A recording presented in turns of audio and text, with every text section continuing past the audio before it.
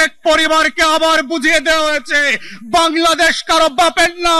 শেখ পরিবারের কাছে এই বাংলাদেশ 72 থেকে 75-এও ইজারা দেওয়া হয় নাই, 16 বছর ইজারা দেওয়া হয় নাই, আগামীতেও দেওয়া হবে না। যারা ব্যাকডোর দিয়ে আওয়ামী লীগকে পুনর্বাসনের দুঃস্বপ্ন দেখছেন, আওয়ামী লীগ যেভাবে বাংলার ইতিহাসে মুসলিম লীগ হয়ে গেছে, যারা আওয়ামী লীগকে পুনর্বাসনের চেষ্টা করবে, যারা সংস্কারের বদলে বিচারের বদলে আওয়ামী লীগের নেতাদেরকে গ্রেফতার করবার বদলে লুটপাটের রাজতন্ত্র কায়েম করছে, তাদেরকে মনে করিয়ে দিতে চাই মুসলিম লীগের ইতিহাস থেকে শেখেন। আওয়ামী লীগ মুসলিম লীগের ইতিহাস থেকে শেখে নাই বলে 60-এর দশক আবার 24-এ এসে হাজির হয়েছে। তাই গণ অভ্যুত্থানের স্পিরিট হচ্ছে বাংলাদেশ বদলে দেবার বন্দোবস্ত।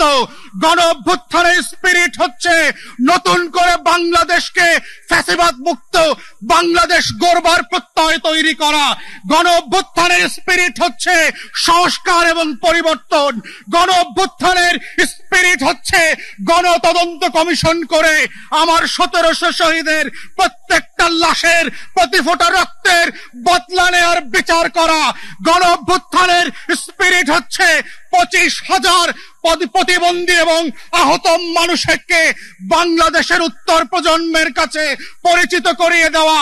গণতদন্ত কমিশনের মধ্য দিয়ে গণ অভ্যুত্থানের স্পিরিটকে বাস্তবায়ন করবার জন্য আমরা এখন পর্যন্ত দেখি নাই অন্তর্বর্তীকালীন সরকার গত 4.5 মাসে একটা তদন্ত কমিশন করেছে। আমরা গত 4 মাসে দেখলাম না পিলখানা গণহত্যার জন্য যারা আমরা রাস্তায় রাস্তায় মিছিল করেছি গত বছরগুলোতে, তাদের বিচারের জন্য একটা তদন্ত কমিশন হয়েছে। আমরা এখন পর্যন্ত দেখলাম না গত 4.5 মাসে এই বিচার ব্যবস্থাকে ঢেলে সাজানোর জন্য ন্যূনতম আয়োজন করা হয়েছে। অন্তর্বর্তীকালীন সরকারের উপদেষ্টা আছেন, আমরা মনে করিয়ে দিতে চাই রাজপথের লড়াইকে ভুলে যাবেন না। রক্তের বদলাতের রক্তের যে বিচারের দাবি এসছে সেগুলোকে ভুলে যাবেন না।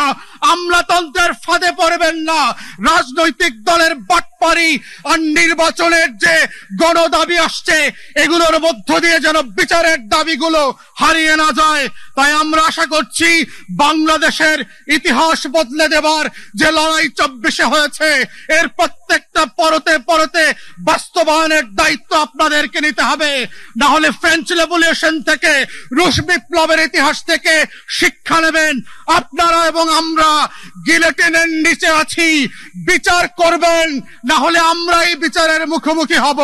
এই বাস্তবতা ভুলে না গিয়ে বাংলাদেশে নতুন বাংলাদেশ গড়বার যে লড়াই, সেই লড়াইতে আপনারা লড়াইয়ের মতো করে সামিল হবেন সেই আহ্বান জানিয়ে আমার বক্তব্য এখানেই শেষ করছি।